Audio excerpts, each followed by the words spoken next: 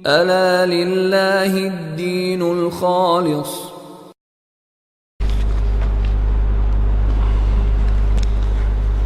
نحمدہ و نصلی علی رسولہ الکریم اما بعد فاعوذ باللہ من الشیطان الرجیم بسم اللہ الرحمن الرحیم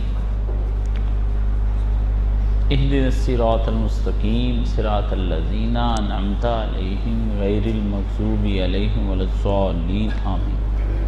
یہ ہمارے پاس آج کچھ سوال جواب ہیں، اگر آپ میں سے کوئی آدمی سوال پوچھنا چاہے تو یہاں سے پرچی لے کے وہ بھیجوا دیں، اسے بھی ایڈ کر لیں گے، لیکن یہ چونکہ پینڈنگ پڑے ہیں تو انہیں ختم کرنا ضروری ہے۔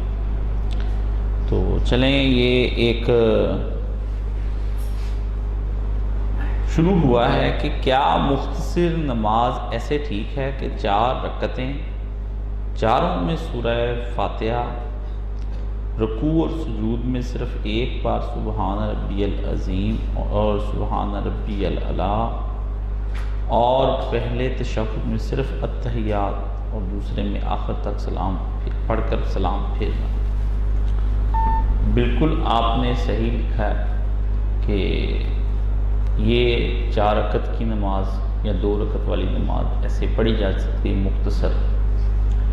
نماز مختصر پڑھنے کا ذکر اس وقت آتا ہے کہ یہ آدمی نماز کیوں پڑھنا چاہتا ہے اور کس لیے پڑھنا چاہتا ہے۔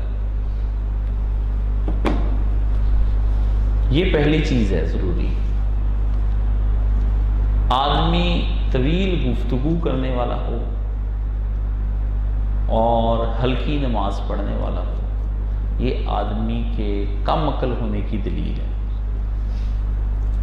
رسول اللہ نے کہا ہے کہ آدمی کی گفتگو مختصر اور جس کی نماز لمبی ہے، آپ نے فرمایا اللہ کے نزدیک عقل مند آدمی وہی ہے۔ باتیں کم بنائے، اللہ کے نزدیک بہترین عقل مند اول الالباب، جس کا ذکر کیا میں نے پچھلی دفعہ کہ اللہ تعالیٰ کے نزدیک پسندیدہ عقل مند، ہوشیار، علم والا، مقبول، پیارا، اچھا، نیک، متقی، پرہیزگار وہ آدمی ہے جو اپنی زبان کا استعمال دنیاوی لحاظ سے کم کرے اور نماز اپنی طویل پڑھے۔ یہ بہت پسندیدہ آدمی ہے، یہ اللہ کو بڑا ہی پسند ہے۔ اب حالت یہ ہو گئی ہے کہ باتیں ہوتی طویل، نماز ہوتی مختصر۔ وہ مولوی ڈھونڈ کر لایا جاتا ہے جو ہلکی نماز پڑھائے۔ ایسی صورتیں جو عموماً ہم پڑھتے ہیں تو وہ پچھلے جو نمازی مقتدی ہیں ان کے لیے وہ بڑی لمبی صورتیں ہوتی ہیں، جبکہ ہمارے لیے وہ چھوٹی سی صورتیں ہوتی ہیں۔ ہاں، امام کو یہ کہا گیا ہے کہ وہ نماز جو پڑھائے گا وہ بڑی درمیانی قسم کی پڑھائے گا، نہ چھوٹی نہ بہت زیادہ بڑی، کیونکہ وہ لحاظ کرے گا اپنے پیچھے بوڑھوں، بیماروں، معذوروں، بچوں اور عورتوں کا، وہ اپنا لحاظ کرے گا۔ لیکن آدمی جب اپنے نوافل اور اپنی سنتیں پڑھتا ہے تو اس کو اپنی نماز طویل کرنی چاہیے۔ اب یہ سوال پیدا ہوتا ہے کہ یہ مختصر نماز کب پڑھی جائے؟ تو مختصر نماز پڑھنے کی وجوہات ہیں۔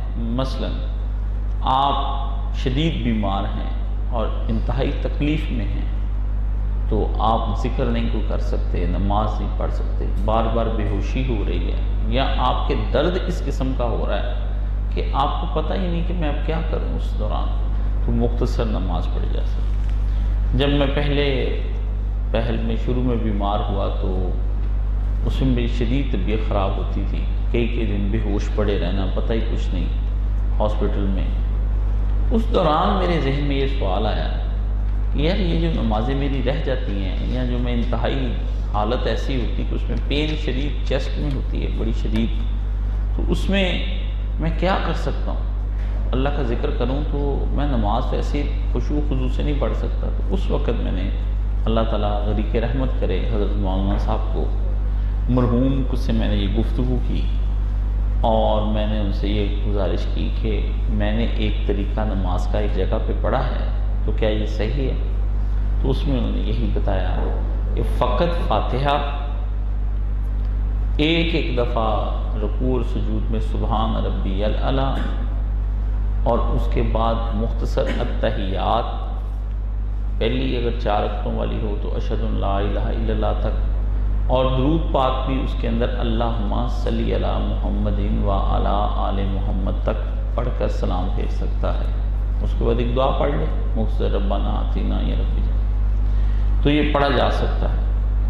تو یہ ایک مختصر نماز، یا بیماری شدید ہو، یا خوف ہو آدمی کو، یا سفر درپیش ہے، جیسا کہ مجھے ڈاکٹر ظاہر صاحب میرے ساتھ حج پر تھے، یہ جو لیور سینٹر کے ہیں زاہد ہاشمی صاحب، تو میں اور یہ ایک ہی کمرے میں تھے، تو مجھے کہنے لگے کہ کاش صاحب یہ نماز جو آپ پڑھتے ہیں ابھی آپ نے آج پڑھی، میں نے کہا میری طبیعت ٹھیک نہیں ہے، تو کہنے لگے مجھے بھی سکھا دیں، میں نے پھر سکھائی۔ کہنے لگے اکثر عمومی ایئرپورٹ پہ جلدی نکلنا آنا جانا ہوتا ہے، تو بہتر نہیں کہ ہم سوار ہونے سے پہلے ہی نماز پڑھ لیں ایسے؟ میں نے کہا پڑھ لیں، یہ بھی ایک اچھا طریقہ کار ہے، باقی ذکر اذکار جہاز میں ویسے بیٹھے آپ کر لیں۔ تو آپ نے سفر ہے، عذر ہے، سخت سردی ہے، بیمار پڑ گئے ہیں، تو آپ یہ نماز پڑھیں۔ یا بعض اوقات آدمی کو شکایتیں، ہمارے ہاں علم کی اصطلاح میں شکایت قبض بھی ہو جاتی ہے۔ ایک تو قبض ہے پیٹ کا مرض، ایک قبض ہمارے ہاں دل کو بھی ہوتی ہے، ٹھیک ہے نا؟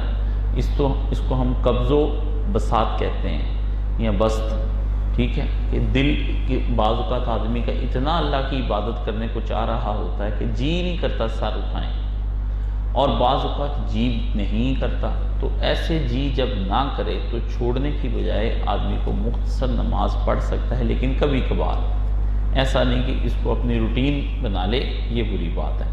تو پھر سے دہرا دیتا ہوں کہ رسول خدا نے فرمایا اللہ کے نزدیک عقل مند، اچھا، ذہین، ہوشیار، بہترین آدمی وہ ہے جو عمومی طور پر اپنے کلام مختصر رکھے، لمبی باتیں نہ سنائے، اور نماز لمبی کرے۔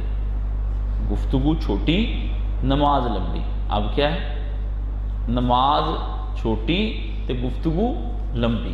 یہ گھروں میں عورتوں کا بھی یہی حال ہے، چغلیاں اس قدر، غیبتیں، جھوٹ کا پلندہ، دن رات بیٹھی گناہ اکٹھے کرتی رہتی ہیں، یہ سارا دن کوئی اللہ کا ذکر نہیں کرتی ہیں تو جلدی جلدی پڑھ لیتی ہیں۔ تو یہ ایسی عورتیں جو ہیں ان کو بھی چاہیے کہ یہ اللہ کے نزدیک، تبھی اللہ کی باندیاں، اللہ کی لونڈیاں اللہ کے نزدیک نیکوکار اور صالحات عورتیں یہ تب بنیں گی جب یہ اپنی گفتگو سے غیبت، چغلی، لغو اور فضول گفتگو چھوڑ کے اللہ کے ذکر میں زیادہ وقت لگائیں۔ گھر میں بھی عورتوں کے لیے مسئلہ ہو سکتا ہے، آ گیا ذہن میں، کہ وہ خواتین جو اپنے بچوں کو سنبھال رہی ہیں، اور وہ خواتین جو اپنے گھر کے کام بھی خود کرتی ہیں، ان کے گھر میں ملازمائیں نہیں ہیں، وہ اپنے گھر کے کام کرتی ہیں، تو اس قدر مصروف ہوتی ہیں کہ وہ نماز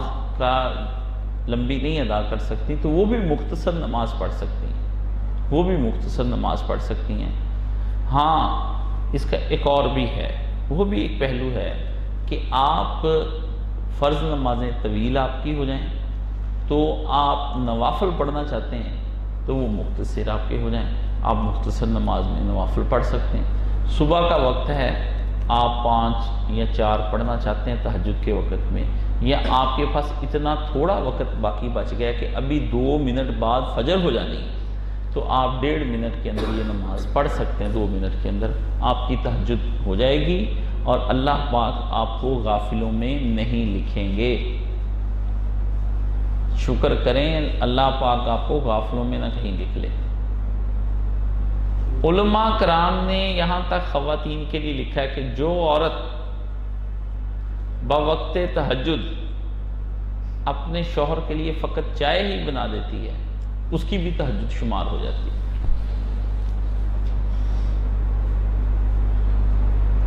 گھر کا کام کیا اس نے، تو جو عورت تہجد کے وقت میں اپنے شوہر کے لیے کہ انہوں نے نماز کے لیے جانا ہے، اگر کپڑے پریس کر دیتی ہے، شوہر کا اٹھ کے پانی گرم کر کے رکھ دیتی ہے، شوہر کی مسواک نکال کے باہر رکھ دیتی ہے، اٹھ کے وہ اس کے اپنے شوہر کی کوئی چیز کھانے پینے کی تیار کر کے رکھ دیتی ہے، اس کی جیکٹ، اس کی جرسی اس کو جاتے وقت تہجد کے وقت پکڑانے کا اہتمام کرتی، 2 منٹ پہلے، وہ غافلوں میں شمار نہیں ہوگی۔ کوئی مرد 2 منٹ پہلے فجر کی اذان سے پہلے اٹھ کے وضو کر کے صرف یہ مختصر 2 نفل جو میں نے آپ کو بتائے ہیں، یا کچھ نہیں تو 1 وتر جو رہتا ہے وہ پڑھ لے تو غافلوں میں شمار نہیں ہوگا۔ لو اور بھی مختصر کر دیا تمہیں، 1 رکعت جو پڑھ لے مختصر، اللہ اکبر کہا، بسم اللہ الرحمن الرحیم الحمدللہ رب العالمین الرحمن الرحیم مالک یوم الدین ایاک نعبد و ایاک نستعین اہدنا الصراط المستقیم صراط الذین انعمت علیہم غیر المغضوب علیہم ولا الضالین آمین، اللہ اکبر، سبحان ربی العظیم، سمع اللہ لمن حمد، ربنا لک الحمد، اللہ اکبر، سبحان ربی الاعلی، اللہ اکبر، اللہم اغفر لی، اللہ اکبر، سبحان ربی الاعلی، التحیات للہ والصلوات والطیبات، السلام علیکہ ایہا النبی ورحمۃ اللہ وبرکاتہ، السلام علینا وعلی عباد اللہ الصالحین، اشہد ان لا الہ الا اللہ وحدہ لا شریک لہ واشہد ان محمدًا عبدہ ورسولہ، اللہم صلی علی محمد وآل محمد، ربی اجعلنی مقیم الصلاۃ ومن ذریتی، ربنا وتقبل دعا، ربنا اغفر لی ولوالدی وللمؤمنین یوم یقوم الحساب۔ السلام علیکم ورحمۃ اللہ، السلام علیکم۔ لو جی چھوڑ دو، 1 رکعت جو آدمی پڑھ گیا مختصر نماز کی، اس کی تہجد ہو گئی اور وہ اللہ کے نزدیک غافلوں میں نہیں لکھا جائے گا، اللہ پاک اس کو معاف کر دیں گے، اس کے ساری زندگی کے گناہ معاف کر دیں گے، اس کے 70 سال کی بدکاریاں فحاشیاں سب معاف، اس کے سب ذخیرہ اندوزیاں معاف، اس کی جھوٹ غیبتیں بے ایمانیاں دھوکے بازیاں سب معاف۔ ہم تو مائل با کرم ہیں، کوئی سائل ہی نہیں۔ ہم تو مائل بے کرم، اللہ ہم تو مائل ہیں، وہ نہیں نا، ادھر سے کوئی سائل نہیں نا۔ مائل اور سائل 2 اصطلاحیں ہیں۔ مائل ہوتا ہے کہ کسی جانب یوں جھک جانا کہ اس آدمی کی ساری چیزوں کو بھلا کر کے، اس کی سب غفلتوں کو بھلا کر کے، معاف کر کے، نظر انداز کر کے، چشم پوشی کر کے، صرف نظر کر کے اس آدمی کو اپنی آغوش میں لے لینا اور اس پر اپنی تمام نعمتیں اور فضل اور کرم اس پہ نچھاور کر دینا، یہ مائل ہے۔ اور پھر اس کے ساتھ اقبال نے کہا لگا، ہم تو مائل بے کرم ہیں، کرم کے لیے مائل ہیں، اس لیے مائل نہیں کہ ہم اس کے اوپر اس کو بے غضب کر دیں، اس لیے اقبال نے ساتھ بے کرم لگایا کہ ہم کرم کے ساتھ مائل ہیں، یہ نہ ہو کہ خدا قہر کے ساتھ مائل ہو جائے اس کے اوپر۔ آگے کیا فرمایا، کوئی سائل ہی نہیں، کوئی مانگنے والا نہیں، مانگنے والا ہو تو ہم شان کئی دیتے ہیں، اقبال نے کہا۔ آگے پھر کہا شان کئی، وہ کسی نے پوچھا بھی کئی پتہ نہیں کئی شانوں کو کہتے، نہیں، کئی اصل میں اقبال نے یہاں بیان کیا ہے، کیانی خاندان جو ایران پہ حکمرانی کرتا تھا، ایرانیوں کے جیسے مغلیہ ہے، خاندان غلامہ ہے، خاندان سادات ہے، خلجی ہے، ایسے ہی خاندان کا نام خاندان کیانی تھا، اس کا مختصر خاندان کئی ہے کیانی کا، تو ہم شان کئی دیتے ہیں اور ڈھونڈنے والوں کو دنیا نہیں دیتے ہیں۔ جو ہمیں ڈھونڈنے کے لیے نکلتا ہے تو ہم اسے جنت کی ایک ایسی دنیا دیتے ہیں جس میں مزے ہی مزے ہیں اور مٹھاس ہی مٹھاس ہے۔ اب جس نے یہ سوال پوچھا ہے اسے کہو بھائی اگر تو تم ایسی مختصر نماز پڑھنا چاہتے ہو اور اس طرح کے خشوع اور خضوع اور تضرع کے ساتھ پڑھنا چاہتے ہو تو لازمی طور پر ممکن ہے کہ تمہیں یہ تہجد کی نماز 1 رکعت بخشوا دے اللہ کے نزدیک، 1 رکعت۔ اگر تم وہ مختصر پڑھنا چاہتے ہو تو بھائی یہ 1 حاضر ہے۔ اگر جان چھڑانی ہے، اگر آپ نے جان چھڑانی ہے تو پھر جیسے آپ نے جان چھڑانی ہے ویسے ہی آپ کی جان چھوڑ دی جائے گی۔ جان چھڑا لیں اگر کسی نے اس نماز سے جان چھڑانی، اٹھو بلال اذان دو، میری آنکھوں کو ٹھنڈا کر دو۔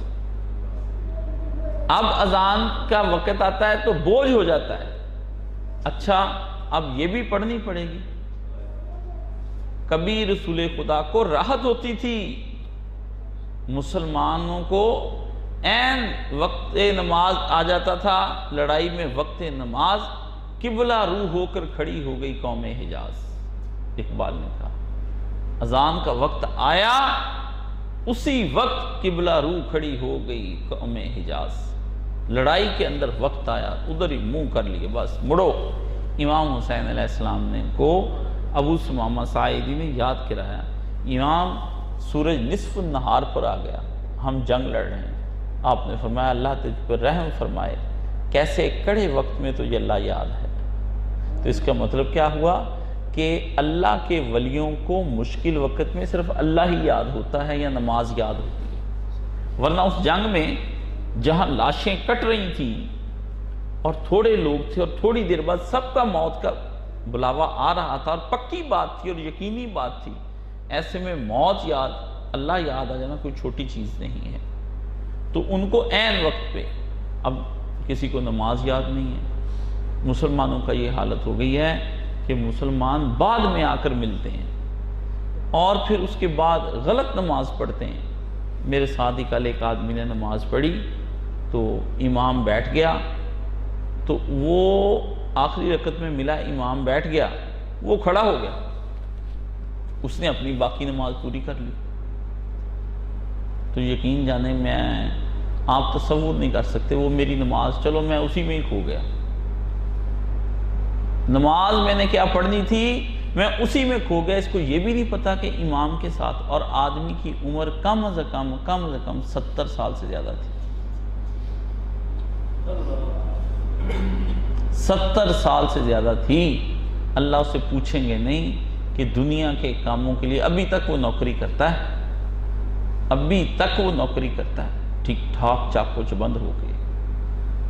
تو میں پریشان ہو گیا کہ اس آدمی کو یہ بھی نہیں پتا کہ نماز کیسے ادا کرنی۔ یہ تو حالت ہوگی آپ کی کہ نماز کے ساتھ کیسے ملنا ہے، کیا پڑھنا ہے، کیا نہیں پڑھنا۔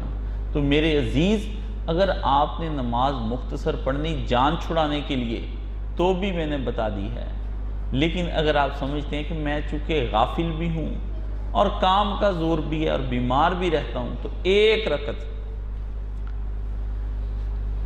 ہمارے پیارے حضرت مولانا وحید الزمان رحمہ اللہ تعالی، جنہوں نے بخاری شریف کا آج سے 100 سال پہلے 125 سال پہلے ترجمہ کیا ساری ان کتابوں کا، حدیث کی 6 کتابوں کا، اور اس پہ حاشیہ لکھا، تو فرماتے کہ ان کے پیر و مرشد حضرت مولانا فضل الرحمان گنج مراد آبادی رحمۃ اللہ علیہ، اہل حدیثوں کے بھی پہلے پیر و مرشد ہوتے تھے، یہ آپ بھی نامراد نئے آئے ہیں جن کے پیر و مرشد نہیں ہیں، ٹھیک ہے نا۔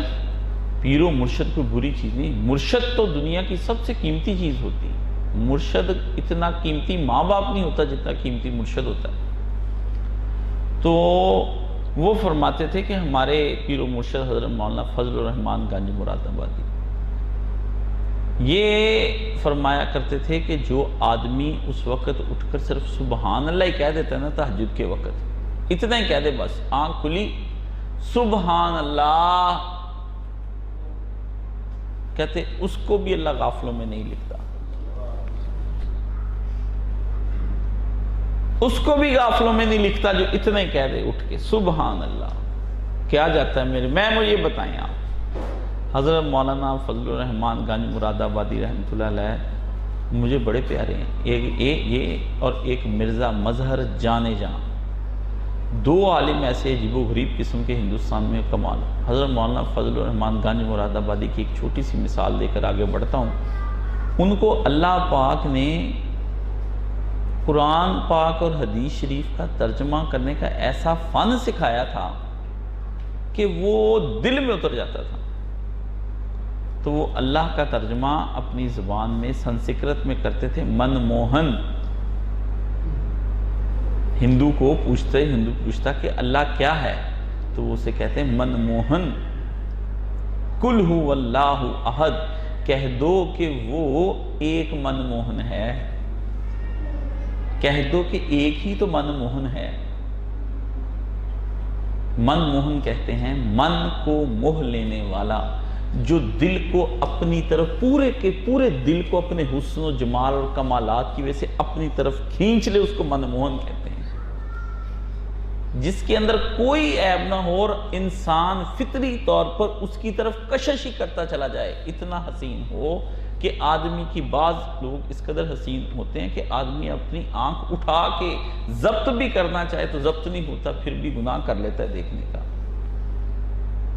بعض صورتیں بچوں کی اللہ پاک ایسی پیاری بنا دیتا ہے کہ جی چاہتا ہے بچہ ہی دیکھی جائیں، دل کی کلی کھل اٹھتی ہے۔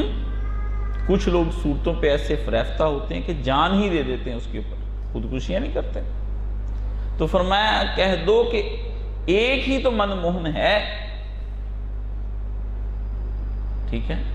تو ان کے اس طرح کے قرآن مجید کے ترجمے ہوتے تھے، بڑے اللہ والے آدمی تھے۔ کبھی وقت آیا تو ان کا بھی ایک تذکرہ آپ کو میں سناؤں گا کہ وہ کیسے تھے۔ آخری عمر میں ان کے پاس دو ہی چیزیں رہ گئی تھیں، اتنا علم پڑھنے کے بعد دو چیز، سب کتابیں اٹھوا دی، ایک قرآن مجید، دوسری بخاری شریف۔ کہتے ایک میں اللہ کا الفاظ، ایک میں رسول اللہ کے الفاظ صلی اللہ علیہ وسلم۔ جو کوئی آتا دور سے جاتے، بڑے بڑے مولانا شرف علی تھانوی، حضرت مولانا قاسم نانوتوی، رشید، یہ بڑے بڑے لوگ تھے جو ان کے پاس جاتے تھے۔ تو آپ بلاتے، اس قرآن مجید سامنے رکھتے، ارے بھائی کیا کرو، ساری زندگی حضرت مولانا مرحوم چھپر کے نیچے سے نہیں اپنا بستر کمرے میں لے کے گئے کہ کہیں میری تہجد نہ قضا ہو جائے۔ سخت سردی میں بھی باہر ہی سوتے چھپر کے نیچے، ایک مٹی کا چھپر بنوایا تھا، اسی کے اندر جیسے کار پورچ نہیں ہمارے ہوتے، بس اسی کے نیچے بیٹھے رہتے تھے، اندر ہی نہیں گئے، کمرے میں ہی نہیں گئے، اس ڈر سے کہ میری کہیں تہجد قضا نہ ہو۔ تو اگر ایک رکعت پڑھنی ہے تو حضرت مولانا فضل الرحمان گنج مراد آبادی کی طرح پڑھ لو، مختصر پڑھنی تو ایسی پڑھ لو، سبحان ربی العظیم و بحمدہ استغفر اللہ، اس کا اضافہ کر لو میرے کہنے پر۔ اگر آپ نے ایک پڑھنا ہے نا تو سبحان ربی العظیم کے بعد و بحمدہ استغفر اللہ، عام رکعتوں میں بھی 3 دفعہ اگر کہنا ہے تو ایسے ہی کہا کرو، اس کو نہ چھوڑنا، انشاءاللہ العزیز اللہ پاک تمہیں معاف کر دے گا۔ سمجھ گئے یہ بات؟ اچھا، یہ مختصر دیکھ لیں، نماز سے بات ہے، پوچھا مسئلہ ہے، میں صرف فقہی مسئلہ نہیں سمجھاتا، مجھے پتہ ہے مسئلہ فقہی نہیں ہوتا، مسئلہ اندر کا ہوتا ہے، اندر ایک بات چل رہی ہوتی ہے، وہ پھر ایک مسئلے کی شکل اختیار کر کے باہر آ جاتی ہے۔ سمجھ گئے؟ فجر کی نماز کے وقت اگر آنکھ نہ کھلے تو دیر ہوتے ہوتے ظہر یا عصر تک چلی جاتی ہے، کیا اس وقت نماز ہو جاتی ہے؟ اور کوئی وظیفہ بتا دیں اس سے بچنے کے لیے۔ فجر کی نماز ساری زندگی تم نہیں پڑھ پاؤ گے جب تک عشاء کے بعد سو گے نہیں۔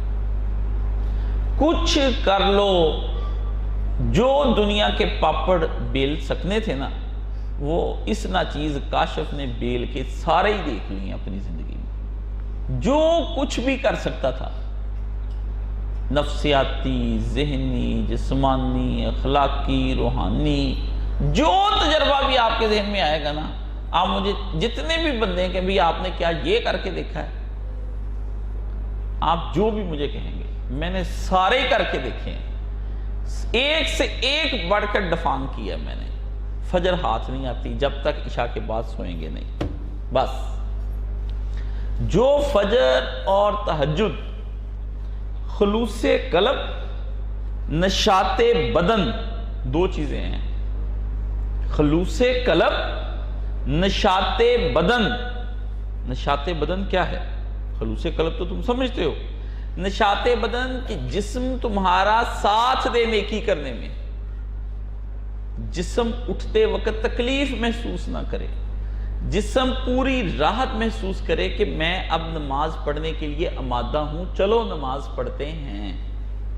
آنکھ کہے کہ کھل جانا چاہیے، جسم میں درد محسوس نہ ہو، اس قدر ہلکا ہو کہ وہ آپ کا نیکی کرنے میں سستی اور کاہلی کی بجائے تیزی اور جلدی دکھائے، خود بخود اٹھے. یہ نشاط بدن ہے. یہ اگر جب تک نہیں ہوتا، نہ تہجد پڑھی جانی آپ سے صحیح اور نہ فجر پڑھنی. اور اس کا حل ایک ہی ہے، عشاء پڑھ کے سو جاؤ. عشاء کا وقت ابتدائی جو رسول پاک صلی اللہ علیہ وآلہ وسلم نے سکھایا، الحمدللہ رب العالمین، اللہ کے اس پیارے پیغمبر پر لامحدود درود اور لامحدود سلام. بس اتنی بات کہہ سکتا ہوں.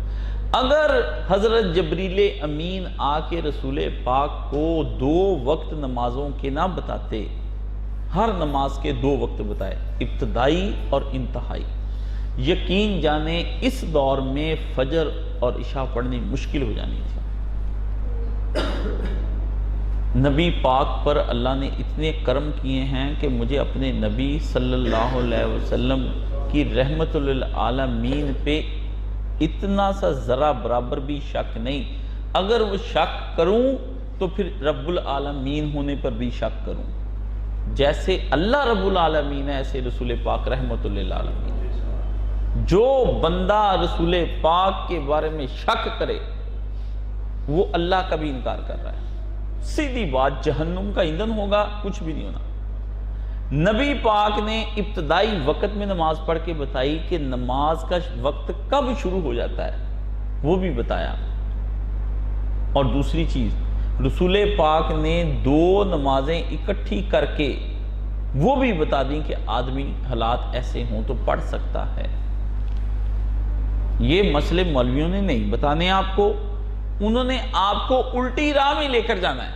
میں آپ کو اور جگہ پر آپ کے مسائل کو اپنے ذہن میں رکھتے ہوئے مسئلہ بتا رہا ہوں. عشاء کی نماز کا وقت، ایک مصلی پہ 3 آدمی باری باری مغرب کی نماز پڑھ لیں تو مغرب کی نماز ختم ہو جاتی، عشاء کا وقت شروع ہو جاتا ہے. دوسری علامت نہیں سمجھ آتی تو باہر نکل کر دیکھ لے کہ ادھر جا کر دیکھیں کہ مغرب کی طرف شفق ختم ہو گئی ہے، لال رنگ ختم ہو گیا ہے. اگر وہ ختم ہو گیا تو عشاء کی نماز کا وقت شروع ہو گیا.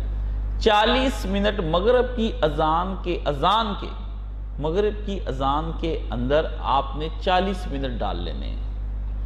ٹھیک ہے، 5:20 پر شام کو سردیوں میں مغرب ہوئی تو 40 منٹ اس میں ڈال لیں. 6 بجے عشاء کا وقت شروع ہو جاتا ہے. اب وہ کب تک جاتا ہے؟ وہ جاتا ہے آدھی رات تک. آدھی رات ہمارے ہاں ایک رات ہے آپ کی اپنی رات، ایک ہے شریعت کی رات. شریعت کا دن لگ گیا اور رات لگ گیا. مغرب سے لے کر اذان فجر تک یہ شریعت کی رات، سورج کے طلوع ہونے تک نہیں، اذان فجر تک یہ ہے شریعت کی رات. اس رات کو آپ نے پوری طرح سے تقسیم کر لینا ہے، دیکھ لینا کتنے گھنٹے. 8 گھنٹے بنتے ہیں. جب 4 گھنٹے گزر جائیں عشاء کا وقت ختم ہو گیا تو وہ آخری وقت ہے، یہ ابتدائی وقت ہے. تو ابتدائی وقت میں عشاء پڑھ کے سو جایا کرو. 6 بجے 6:30 بجے سو جایا کرو. انشاءاللہ تہجد اور فجر تم کو نصیب ہو جائے گی خلوص قلب اور نشاط بدن کے ساتھ. میرا تجربہ یہ میں نے کر کے دیکھے ہیں، ساری ریاستیں مجاہدے یہ میں نے کیے ہوئے ہیں. یہ آپ کریں. یا پھر سیدھی بات ہے، مغرب کے ساتھ آپ نے اگر اپنے آپ کو سچا فجر کا عادی بنانا ہے تو مغرب کے ساتھ اس کے تھوڑی دیر بعد 5-10 منٹ بعد آپ نے ذکر اذکار کر کے اپنی نماز عشاء بھی پڑھ لیں، اس کے بعد سو جائیں، پھر رات کو اٹھ جائیں۔ آپ نشاط بدن اور خلوص قلب دونوں کے ساتھ انشاءاللہ العزیز نماز پڑھنے کے لیے اٹھیں گے۔ یہ فجر پڑھنے کا نسخہ واحد ہے میرے پاس، اس کے علاوہ میرے پاس کوئی نسخہ نہیں ہے۔ اچھا، ایک چیز کی اجازت رسول پاک صلی اللہ علیہ وسلم نے صرف ایک خاندان کو عطا فرمائی تھی۔ وہ لوگ ماشکی تھے، رات کو مشکیں بھر کے لوگوں کے گھر میں پانی ڈالتے تھے، ان کا پیشہ تھا، اور اس خاندان کی یہ بیماری کے طور پر ان کے ہاں یہ مسئلہ چلا آ رہا تھا کہ وہ لوگ سو جاتے تھے تو ان کی آنکھ نہیں کھلتی تھی، یعنی بطور بیماری کے ان کو یہ مسئلہ تھا، نہ کہ بطور عادت کے۔ لوگ اس کو عادت سمجھ رہے ہیں؟ نہیں، وہ اس قدر رات کو کام کرتے تھے، اس کے بعد تھکاوٹ ہو جاتی، اور پھر ایک بیماری سی تھی ایک خاندان کی کہ جس کی وجہ سے وہ رات کو سو جاتے تو دیر سے آنکھ کھلتی۔ اس کے لیے یا تھکاوٹ کی بنا پر کبھی کبھی ایسا ہو جائے، جیسے رسول پاک کے ساتھ ایک سفر میں ہوا کہ آدمی سو گیا اور سورج نکلتے اس کی آنکھ کھلی، تو ایسے وقت میں سورج نکل نہ رہا ہو، تقریباً سورج کو نکلے ہوئے 20 منٹ ہو جائیں، تو اٹھتے ہی جب آنکھ کھلے پہلا کام کچھ کھائے پیے بغیر وضو کر کے وہ نماز فجر پڑھے گا۔ ظہر تک کی اجازت نہیں اس کو چھوڑنے کی۔ یہ جو ظہر تک کہہ دیتے ہیں نا کہ وہ اس وقت قضا کر کے پڑھیں گے، یہ غلط ہے۔ اسی وقت اس کو نماز ادا کرنی پڑے گی۔ اگر کسی نے کبھی ایسا کیا تو اللہ سے توبہ کر لے، جب اٹھے تو وہ اپنی نماز اس وقت ادا کرے گا۔ یہ میں نے آپ کو تینوں چاروں طریقے بتا دیے ہیں۔ سب سے افضل طریقہ میں نے آپ کو پہلے بتا دیا، جس میں میں نے عشاء کے وقت کی نماز کو بھی جو ہے، یہ مولانا مرحوم بھی ایسے ہی ہمارے ساتھ عشاء کی نماز ایسے ہی 40 منٹ بعد ادا کر لیتے تھے، اور ہم پھر سو جاتے تھے اور صبح اٹھ جاتے تھے۔ باقی آپ مجھ سے پوچھتے ہیں کہ وظیفہ بتا دیں۔ وظیفہ جو ہے نا یہ وظف سے نکلا ہے، وظیفہ کہتے ہیں عمل کو، تو سب سے بڑا عمل وہی ہے جو نبی کی سنت پہ ہو جائے، وہی عمل ہے۔ رسول اللہ کی سنت پر جو لوگ عمل کرتے ہیں یہ جلدی ولی ہو جاتے ہیں۔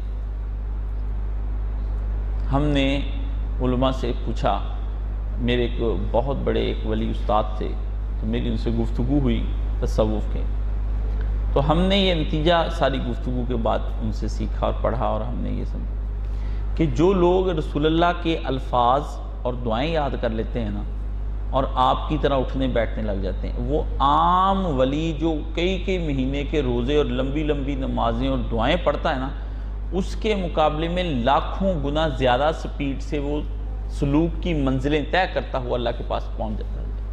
اللہ کا قرب اس کو جلدی مل جاتا ہے، کیونکہ رسول پاک نے جو کچھ پڑھا اور بولا ہے نا، وہ ساری دنیا کے علوم کو اکٹھا کر کے آپ نے فرمایا انا جوامع الکلم، میں وہ ہوں جس کو اللہ نے بولنے میں اور عبادت کرنے میں وہ چیزیں سکھا دی ہیں کہ بات مختصر ہوتی ہے لیکن فائدے مند اس قدر ہوتی ہے کہ اس کے اندر پوری دنیا کے فائدے شامل ہو جاتے ہیں اور آخرت کے فائدے شامل ہو جاتے ہیں۔ یہ آپ نے فرمایا مجھے اللہ نے ایک الگ ہی صفت عطا فرمائی گفتگو کرنے کی۔ تو یہ دوسرا سوال، ایام القدر جو کہ آپ نے جمعے میں ذکر کیا کہ کیا ان ایام میں دن کے وقت کی جو تہجد آپ نے بتائی کیا اس میں بھی 12 رکعت کے ساتھ ایک علیحدہ رکعت پڑھنی ہے؟ بالکل نہیں۔ دن کی جو تہجد ہے نا، آپ نے جو زوال کے وقت سے پہلے جو آپ نے ادا کرنی کو 11 بجے کے قریب، تو اس میں 12 رکعتیں آپ پڑھیں گے، جیسے رات کو جو آدمی پڑھتا ہے 12 رکعتیں، اس میں بھی اگر 12 رکعتیں پڑھے تو ویسے ہی اس کے لیے آسمان کے دروازے کھول دیے جاتے ہیں دن کے وقت، جیسا کہ رات کے وقت اس کے لیے آسمان کے رحمت کے دروازے کھولے جاتے ہیں۔ تو آپ کو چاہیے کہ آپ دن میں جو لوگ اللہ سے پیار کرتے ہیں اور جن کا کوئی دن میں کوئی کام اٹک گیا ہے، وہ سمجھتے ہیں کہ رات کو تو وہ دن کے وقت بھی تہجد شروع کر لیں۔ یہ دن کی تہجد ہے قسم کی، یہ دن کے اندر اپنی غفلت توڑ کے اللہ کی طرف متوجہ ہو جانا، اپنا کام چھوڑ کے، یہ اللہ کو بڑا پسند ہے اور بڑا پیارا ہے۔ تو یہ مسلم شریف میں ہے، تو اس میں 1 رکعت 13 نہیں، وتر نہیں بنانا، اس میں جفتی آپ کی رکھتیں چلتی جائیں گی۔ جو خواتین گھر میں رہتی ہیں وہ چاشت کی نماز کے بعد کوئی 11 بجے کے قریب جا کے یہ بھی کوئی 12 رکعتیں نہیں پڑھ سکتی، 2 ہی اور پڑھ لیں، 2 4 6 جتنی پڑھے، 12 تک بتائیں گے۔ یہ بھی ہے۔ کیا کپڑوں کا پاک ہونا نماز کے لیے شرط ہے یا یہ نماز کے واجبات میں سے ہے؟ میں نے حافظ لاہوری صاحب کی کتاب فقہ الحدیث جلد 1 صفحہ 43 پر پڑھا ہے کہ یہ واجب ہے، شرط نہیں ہے۔ شرط کہتے ہیں کہ یہ ہوگا تو نماز ہوگی، اگر یہ عورت اس کے گھر میں گئی تو میں اس کو طلاق دے دوں گا، تو اس میں شرط گھر میں جانا ہے، تو نہ گھر جائے گی اس میں نہ طلاق ہوگی، یہ ہوتی شرط، ٹھیک ہے۔ تو یہ فقہا کی ٹرمینالوجیز ہیں، بات ان کی صحیح ہے، حافظ صاحب نے غلط نہیں کہا۔ شرط کا مطلب یہ ہے کہ اگر آپ کے پاس کپڑے ناپاک ہیں اور کوئی بندوبست بھی، تو کیا پھر نماز چھوڑ دینی؟ نہیں، کوئی بات نہیں، کپڑے ناپاک ہیں، رہیں آپ کے پاس زیادہ سے زیادہ، آپ نے دیکھیں اس کے اندر سادہ کلیہ میں بتا دیتا ہوں، نماز کا وقت ہونا، کپڑے پاک ہونا، نماز کا آپ کا قبلہ روح ہونا، ٹھیک ہے، نماز کے الفاظ کی ادائی آپ کو یاد ہو، ٹھیک ہے، آپ کا ہوش و حواس میں ہونا، ٹھیک ہے، یہ اصل میں نماز کا وقت کی بات ہو رہی ہے۔ اس میں کپڑے ناپاک نہیں ہوئے، پاک کپڑے نہیں ملے، ایک بات، اچھا وضو نہیں کر سکے آپ، پانی نہیں تھا، یا آپ بیمار ہیں، پانی استعمال نہیں کر سکتے، پانی نہیں تھا تو آپ کیا کریں گے؟ تیمم کر لیں گے۔ تیمم اور پانی دونوں نہیں ہیں، مٹی اور پانی، تو پھر آپ کیا کریں گے؟ پھر آپ نماز بسم اللہ کر کے شروع کریں گے۔ اس کو فاقد الطہورین کہتے ہیں کہ دونوں چیزیں مفقود تھیں، ملی نہیں، ٹھیک ہے، تو آپ اللہ اکبر کے نماز پڑھ، آپ کو قبلے کا رخ نہیں پتہ چلا، پوری کوشش کی آپ نے کہ یار مجھے قبلے کا رخ نہیں پتہ چلا، آپ کسی ویرانے میں چلے گئے یا کدھر، تو آپ اللہ اکبر کہیں گے، کسی رخ بھی منہ کر کے نماز پڑھ لیں گے۔ قرآن مجید میں آتا ہے کہ تم جس طرف بھی منہ کر لو گے اس وقت اللہ تعالیٰ کی وہ رخ ہی رخ ہے، ٹھیک ہے۔ لیکن پہلے کوشش پوری رخ تلاش کرنے کی کرنی، یہ نہیں کہ آپ ادھر مسجد بنی ہوئی تو آپ ادھر منہ کر کے جدھر دل کیا منہ کر کے نماز پڑھ لی، ادھر تو پتہ ہے علم بھی نہیں اور چیزیں بھی موجود نہیں، تو ایسی صورت میں جو آپ کو میسر حالات ہیں اس میں آپ نے نماز پڑھنی ہے، ٹھیک ہے۔ یہ ایک سادہ کلیہ، جتنا میسر ہے کوشش پوری کرنی ہے، جب نہیں ملے گا تو اللہ اکبر کہیں اور نماز پوری پڑھیں۔ یہ حافظ صاحب نے صحیح کہا ہے کہ نماز کے لیے بالکل میسر حالات کے اندر تو پاک کپڑے ڈھونڈنے پڑیں گے آپ کو، ٹھیک ہے۔ میسر حالات نہیں ہیں تو ناپاک اگر کپڑے ہوں تو آپ پڑھ لیں نماز، کوئی اس میں حرج نہیں۔ کیا ضعیف حدیث قابل عمل ہے؟ بالکل بھی نہیں۔ نبی کریم صلی اللہ علیہ وآلہ وسلم سے کبھی بھی ایسا نہیں ہوا کہ کسی حکم کی ہمیں تلاش ہو اور وہ آقا دو عالم صلی اللہ علیہ وسلم کے ذریعے سے ہمیں صحیح حدیث کے ذریعے نہ آیا ہو۔ دین صحیح ہم تک پہنچانا اللہ کی ذمہ داری ہے، ہماری نہیں۔ نبی کو کی شناخت کرانا اللہ کی ذمہ داری ہے۔ اللہ تعالیٰ کہ لو جی یہ 5000 بندے کھڑے ہیں، اس میں سے میرا نبی تلاش کر لو، واہ جی سبحان اللہ، آپ کے بھی کرم کے کیا کہنے۔ نبی آتا ہے تو پھر وہ اپنے ساتھ دلائل، معجزات، براہین اس کے ذریعے سے، تو قابل عمل ضعیف حدیث نہیں ہے، یہ ہم نہیں اس پہ عمل کر سکتے ہیں۔ ہاں اگر آپ یہ سمجھتے ہیں کہ یہ احکام کے اندر تو علماء نے سختی کی ہے، عام نیکی کا کوئی کام، آپ کوئی دعا اس کے اندر اچھی آپ کو لگی وہ آپ پڑھ سکتے ہیں، اس کے اندر کوئی ایسی بات نہیں ہے، ٹھیک ہے، وہ آپ پڑھ سکتے ہیں، کوئی نہیں، وہ تو دعا کے طور پر ہے اس میں، لیکن نہ وہ آپ کو کسی جگہ فضائل میں، نہ غیب میں، نہ آپ کو احکام میں پھر وہ کیا ہوگا، پھر ایک وقت آئے گا کہ آپ اس کو حجت بنانا شروع کر دیں گے، پھر آپ لوگوں پہ پیش کرنا شروع کر دیں گے. جیسے ہمارے جماعت الدعوہ والے بھائی جو ہیں نا، انہوں نے ایک حدیث جو ہے کہ رسول پاک کو ادھر سے ہندوستان سے ٹھنڈی ہوا آئی تھی، آپ نے فرمایا غزوہ ہند جو کریں گے وہ لوگ جنتی یا کامیاب ہوں گے، جو بھی انہوں نے بنائی ہوئی وہ اپنے رسالوں میں ادھر ادھر چھاپتے ہیں. تو وہ حدیث ہے ضعیف اور حد درجے کی کمزور. انہوں نے پھر ادھر ادھر سے ملا کے اس کو تڑکا لگا کے نا اچھا سا، جب دیکھتے ہیں نا بھی ہانڈی بھس جانی ہے، خراب ہو رہی ہے، تو پھر اس کے اندر کوئی پانی پھینک، کوئی نمک، کوئی مرچیں، کوئی دب رگڑاتے، آگ تے جلاتے، 3-4 گھنٹے پکاتے، اس کی سمیل مار، ڈیپ فرائی کر کے تے مرغا باہر تے کھا جاؤ. ٹھیک ہے نا. ایسے انہوں نے کرا کے اپنا کام، اپنا جہاد چلانے کے لیے نا انہوں نے یہ وہاں اپنا، اور اس میں علامہ صاحب کو بھی لپیٹ میں لیا ہوا ہے. علامہ اقبال نے بھی ایک خوش فہمی کے طور پہ کہہ دی کہ میرے عرب کو آئی ٹھنڈی ہوا جہاں سے، میرا وطن وہی ہے، میرا وطن وہی ہے. تو وہی علامہ صاحب کون سا محدث تھے، انہوں نے ایک حدیث پڑھی، انہوں نے سن کے آگے بیان کرنی، تو انہوں نے یہ بات ہے. تو یہ حدیثیں کوئی نہیں. پھر انہوں نے جہاد نکال لیا، پھر لڑکے لے گئے یہاں سے اٹھا کے، ان لڑکوں کو پھر کشمیر بھیج دیا، پھر اگلے مسئلہ، پھر دفاع، پھر بجٹ، پھر ڈیموکریسی، پھر ملی لیگ. دیکھو کتنی ایک حدیث نے کام خراب کیا ہے. یہ ہوتی بربادیاں. مولانا مودودی رحمۃ اللہ بڑے ذہین آدمی تھے، وہ مثالیں بڑی اچھی اچھی دیتے تھے. تو ایک مثال بڑی پیاری کہ گاڑی کا جو جنکشن ہوتا ہے نا، وہ وقتی طور پر آپ کو یوں لگتا ہے کہ معمولی سا ٹیڑھا ہوا ہے، لیکن جوں گاڑی بڑھتی چلی جاتی ہے آپ کو آگے جا کے پتہ چلتا ہے کہ او ہو یہ تو لاہور والی گاڑی، یہ تو پشاور چلی گئی. بندہ اپنی زندگی میں معمولی ہی باتوں کا قائل ہوتا ہے، بس وہ قائل ہوتا پہلے عقیدت کا قائل ہوتا ہے، پھر وہ محبت کا قائل ہوتا ہے، پھر وہ جاتا ہے کہ وقت آتا ہے وہ شرک کرنے لگے، پھر بابے سے مانگنے لگ جاتا ہے، پھر بابا جی اللہ میاں بن جاتے ہیں، پھر بابے کی مورت آ جاتی.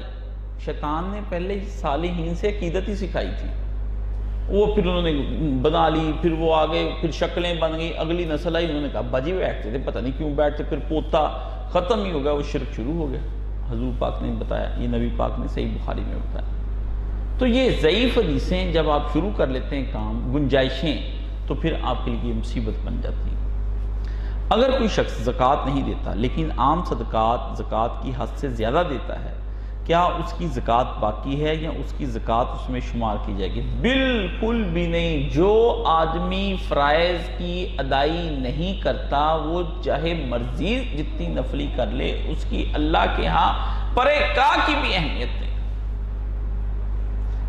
نماز 5 ٹائم فرض ہے، یہ پڑھنی پڑے گی. اس کے مقابلے میں کوئی تہجد اور اشراق اور چاشت پڑھ لیتا ہے، اس کی بالکل قبول نہیں. ٹھیک ہے. ایگزامینیشن میں اہم چیز سوال کا جواب ہے کہ آپ پراپر جواب دے رہے ہیں یا نہیں دے رہے ہیں. آپ اس کے جب ذکر کریں جی سر آپ نے مجھے کیوں فیل کر دیا، میں نے تو حاشیہ اچھا لگایا تھا، سائڈوں پہ میں نے بیل بوٹے بنائے تھے، میرا تو ہینڈ رائٹ ہی سر اتنا پیارا ہے بھی جو دیکھتا ہے چوم ہی لیتا ہے. پھر سر یہ دیکھیں کہ آپ میں نے صفحے کتنے بھرے ہیں، میں نے چھوٹے سوال کے کوئی 50 کے صفحے بھر دیے ہیں، وہ 50 صفحے بھی اس نے چھوٹے سوال کے. وہ کہے گا بھائی جان میں نے آپ سے پراپر جواب پوچھا ہے کہ 2 + 2 = 2. تو آپ کہتے ہیں سر جی یہ کوئی سوال کوئی معمولی سوال ہے، پوچھنے والا بھی سبحان اللہ کیا پیارا ہی پیارا ہے. سوال جیسے آپ نے پوچھا کیا آپ کا لہجہ ہے، کیا آپ کا یہ ہے، وہ کہتا بھائی جان مجھے جواب دیں، لہجے مہجے کو مارے گولی. ہاں جی میں آپ کو بتاتا ہوں.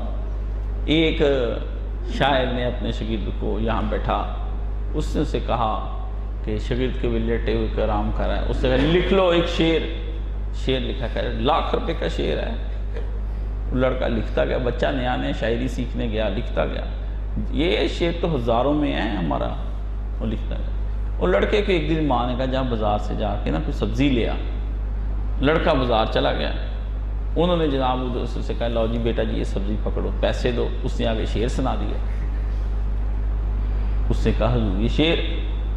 اس نے کہا پیسے، اس نے ایک اور سنا دیا، اس نے کہا بلکہ میرے تو آپ کی طرف نکل دے، واپس کریں آپ مجھے، میں نے 1000 روپے کا شعر سنایا آپ کو۔ انہوں نے کہا ادھر پھڑا سبزی تے نکلو اتھو، چلو سبزی پکڑی رکھ لی لڑکا گھر۔ لڑکا بڑا اداس ہوا، تو اس نے جا کر کے استاد جی کو بات بتائی۔ اس نے استاد جی سے کہا کہ آپ تو یہ کہتے تھے۔ استاد نے کہا ہو اچھا۔ استاد نے اسے ایک قصیدہ لکھ کر دیا اور کہا جاؤ آج بادشاہ کے دربار میں جا کر سنانا۔ بادشاہ کے سامنے جب اس نے قصیدہ سنا، بادشاہ نے کہا موتیوں سے تول دیا جائے۔ لڑکا موتیوں سے تول گیا۔ وہ استاد کے پاس آیا کہ استاد جی اس کو شعر سنایا تو اس نے کہا وہ آدمی کو شعر کی قدر و قیمت کا بالکل نہیں پتا تھا کیا ہوتے ہیں، بادشاہ کو اپنی شعر کی قدر و قیمت کا پتا تھا کہ کیا ہوتا ہے۔ اس کی مثال اس دنیا میں آپ جتنی مرضی کسی کو نیکی کی باتیں سنائی جائیں، کوئی آپ کو قرآن مجید کے بدلے میں کوئی سبزی نہیں دے گا، لیکن چونکہ آپ اللہ کو جب سنائیں گے وہ بادشاہ قیامت کے دن آپ کو موتیوں سے تول دے گا، آپ کو جنت الفردوس میں وہ بادشاہ میرا قرآن پڑھا ہے نا تو نے، ٹھیک ہے۔ تو جب تک آپ ایک تھرو پراپر چینل کے ذریعے سے اس آدمی کی جو ڈیمانڈ ہے اس کے مطابق اس آدمی کو نہیں دیں گے تو وہ اتنی آپ کی بات نہیں مانے گا، ٹھیک ہے نا۔ تو اس میں وہ پہلو تو میں نے آپ سے لگ، تو یہ جب زکوٰۃ نہیں دیں گے آپ تو جو مرضی صدقات دیں آپ کے یہاں قبول نہیں۔ زکوٰۃ نکالیں، اس کے بعد آپ کچھ بھی نہ نکالیں، آپ کے پاس نہیں ہے، آپ اللہ سے کہیں اللہ اسی طرح قبول فرما لے، میرے پاس نہیں ہے، میں اب کیا کروں، کہاں سے دوں؟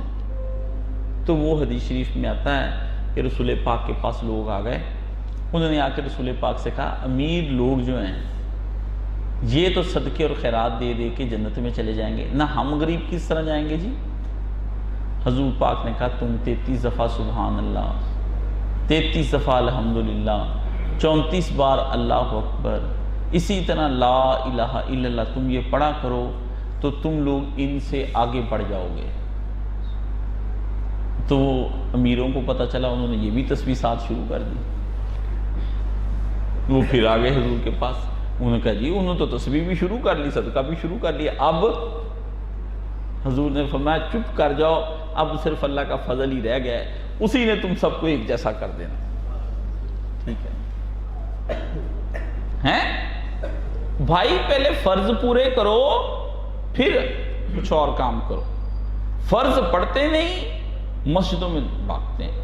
ہمارے استاد جی فرماتے تھے، اللہ مرحوم مولوی عبد المجید صاحب ہوتے تھے، وہ چھوٹے چھوٹے ہم ہوتے، قرآن سامنے میں بیٹھا جمعہ پڑھا رہے تھے، میرا خیال میں کہوں گا کچھ 6-7 سال کا، میں بڑی چھوٹی عمر سے مسجد جاتا ہوں، تو جاتا بھی میں جمعہ پڑھنے کے لیے نا، میری یہ اب کی عادت نہیں ہے، جب میں مولانا صاحب کے پاس بھی نہیں آتا تھا اس وقت بھی جمعہ جو ہے نا وہ میں 12 بجے 11:30 بجے مسجد چلا جاتا تھا، تو جا کے بریلویوں کی مسجد آپ کو پتہ جمعہ کہاں 3-4 بجے سلام پڑھ کے پھر واپس لوٹتے تھے، سلام دعا ساری پڑھ کے 4 بجے آتا تھا، اتنا لمبا جمعہ میں پڑھے، مجھے جمعہ پڑھنے کا پڑھانے کا بڑا لمبا شوق ہے، وہ میں ادھر جاتا تھا تو مولوی صاحب بیٹھے مجھے اکیلے کوئی سمجھا رہے، سنو جی ایک ہندے 5 ایک ہندے 8 تے ایک ہندے 360، میں تمہیں وہی وضاحت کر رہا، اکیلا میں بیٹھا، استاد جی بول رہے ہیں جمعہ پڑھا رہے ہیں، 5 وہ جڑے 5 وقت مسجد جاؤن تے 8 وہ تے جڑے 8 دی جمعہ پڑھنے جاؤن تے 360 وہ جڑے عید پڑھنے ہی جاؤن، ٹھیک ہے نا؟ تو نے کہا نمازیاں دیا 3 قسماں ہون ہیں، ٹھیک ہے؟ تو میں نے کہا واہ استاد جی، اس نے کہا تو میں 360 ہیں جی، خدا کو دیتے چکر یا ہیں 8 ہیں تو بنتے ہیں 5 کے برابر میں، جو 5 وقت بادشاہ کے دربار میں حاضری دیتا ہے یہ 360 اور 8 برابر ہو سکتا ہے؟ اللہ نے کہا کمال کی بات کی، میں کیسے برابر کر دوں تجھ کو رزق کو؟ اس لیے زکوٰۃ بھائی جب تک نہیں نکالو گے مال پاک نہیں ہونا، گندا مال رہنا ہے، گندا صدقہ بھی قبول نہیں کرتا اللہ۔ اللہ کو ناپاک صدقے نہیں چاہیے، جس مال سے زکوٰۃ نہیں نکلتی وہ مال نجس ہے، گندا ہے، گند بلا ہے، غلاظت ہے، اللہ کو وہ نہیں پسند، اللہ گندے صدقے صدقے نہیں قبول فرماتا، سمجھ گئے؟ زکوٰۃ نکالنی پڑے۔ تقدیر کے مسئلے پر کوئی اچھی سی کتاب بتا دیں، جزاک اللہ خیرہ، تیرے میں صدقے قربان تو لگتا کوئی نوجوان، ٹھیک ہے نا، جو پھنسا ہوا ہے نا وہ ہے جس کو ابھی مار نہیں پڑی زمانے کی، جس کو روزگار نہیں مل رہا، کوئی لڑکی نہیں مل رہی نکاح کرنے کے لیے، کوئی گھر سیٹ نہیں مل رہا، ابھی کوئی تیرا بینک بیلنس ہے، تیری گاڑی سیٹ نہیں ہو رہی، اس لیے تو گیا پھنس بھی، محنت تو میں بڑی کرتا ہوں پر یہ اللہ محنت کو پھل بوٹا نہیں لگاتا ہے، کر کہہ رہا ہے یہ اللہ میں اوپر بیٹھا ہے، کہتا ہے میں ویلا ہوں، تو ویلے بندے کو بھی ہم نظر نہیں کہیں آتے تو پھر کام والے کو کہاں نظر آئیں گے؟ بیٹا میں تیرے اندر کی چبن اور تیرے اندر کے شبہات اور تیرے اندر کے جو شہوات ہیں میں اس کو بخوبی پہچانتا ہوں، یہ تیرا مسئلہ علمی نہیں میرے بھائی، میرے بچے، میرے دوست، میرے عزیز از جان، یہ تیرا علمی مسئلہ نہیں، یہ تیرا نفسی مسئلہ ہے۔ تیرا نفس جو ہے وہ عیش و عشرت کو کہتا ہے کہ جب تک نہ آئے اتنی تک اللہ سمجھ نہیں آتا، عیش کے ساتھ اللہ سمجھ آتا ہے تم لوگوں کو۔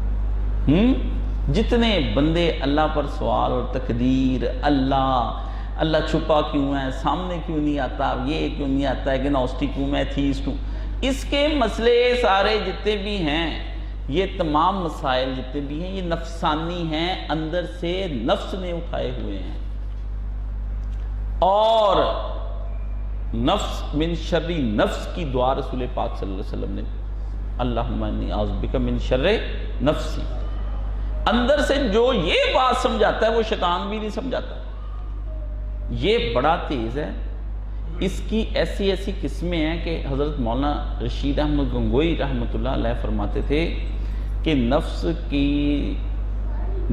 کی اتنی خواہشیں ہیں کہ ہر خواہش کے بدلے 1-1 لاکھ شیطان پیدا کیا جا سکتا ہے، اتنا یہ چلاک ہوشیار ہے، ٹھیک ہے؟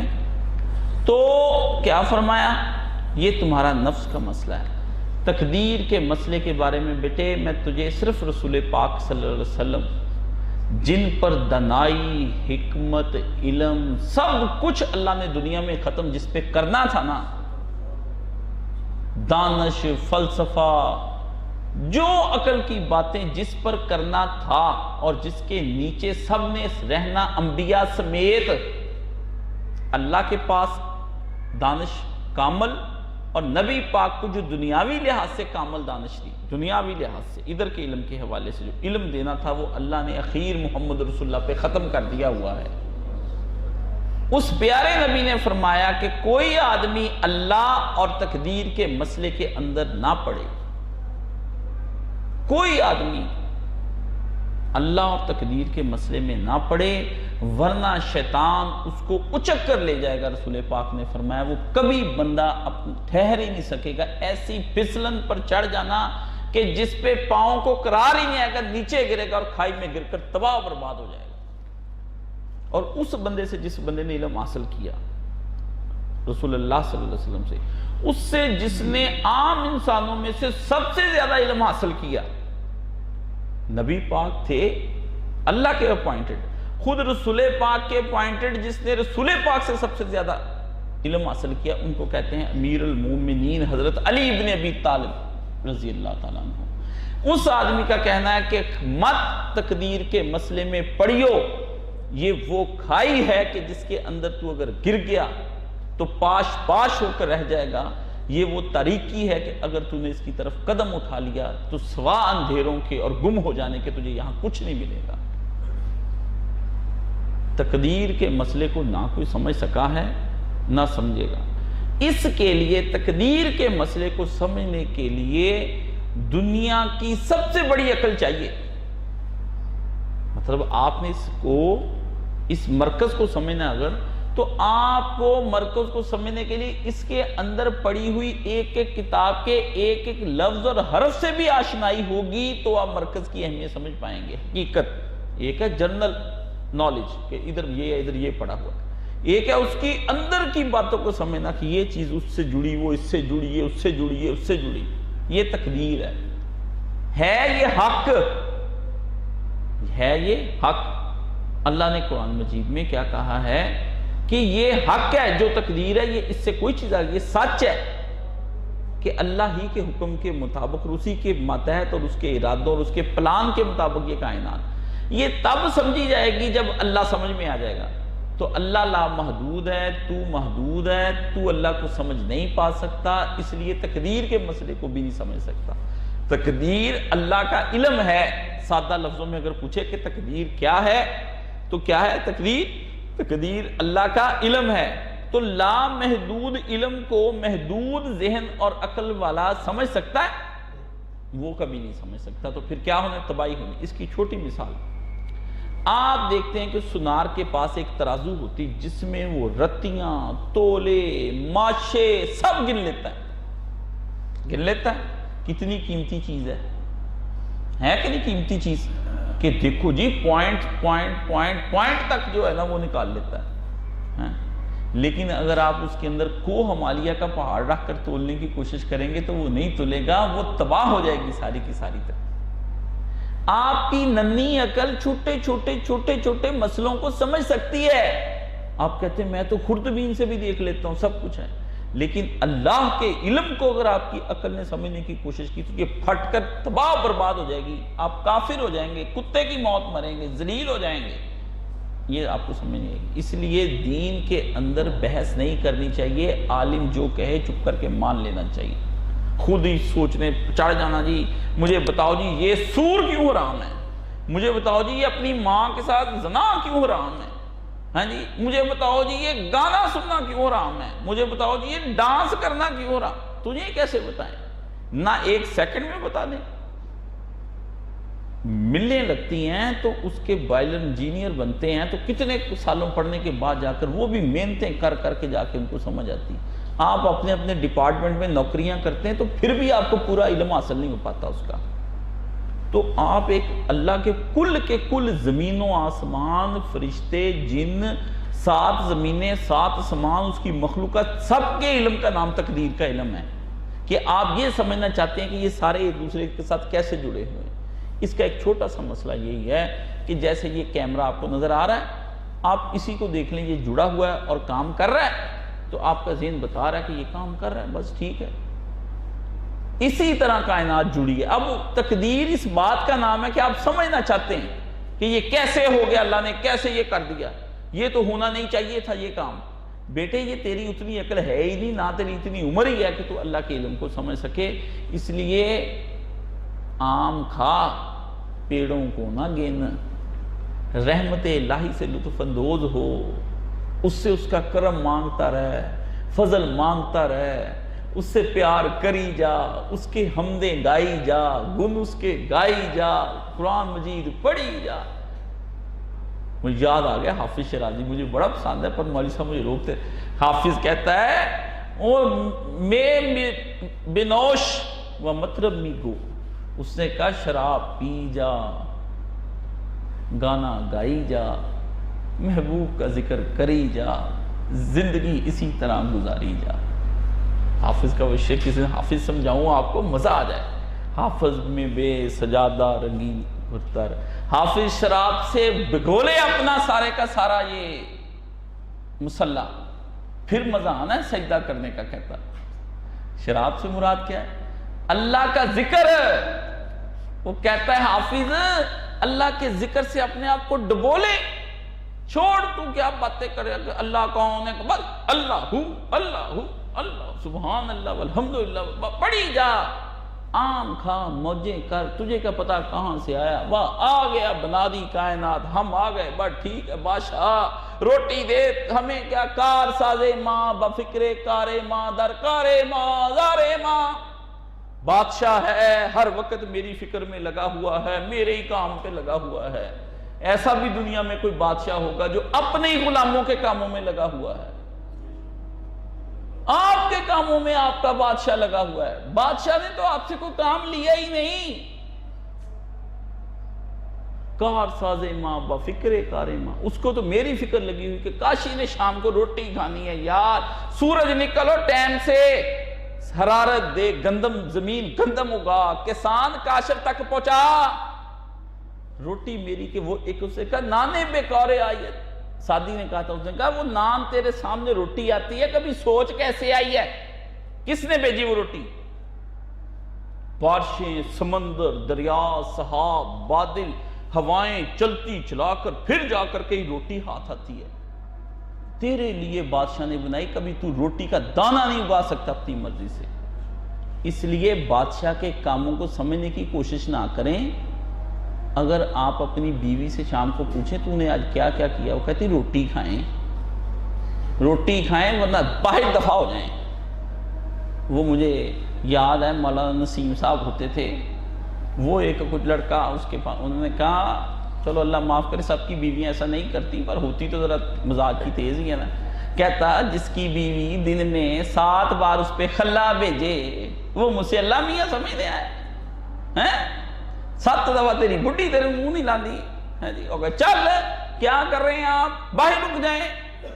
ادھر رکنا پڑتا ہے، صفائی کرتے کرتے آپ کے قدم رک جاتے ہیں وہیں پہ، ادھر جوتا اتار دیں، یہ کیا کرو، جوتا اتارنا پڑ جاتا ہے، اوہ تیری ایسی تیسی، قیامت نہ آ جائے گھر کے اندر۔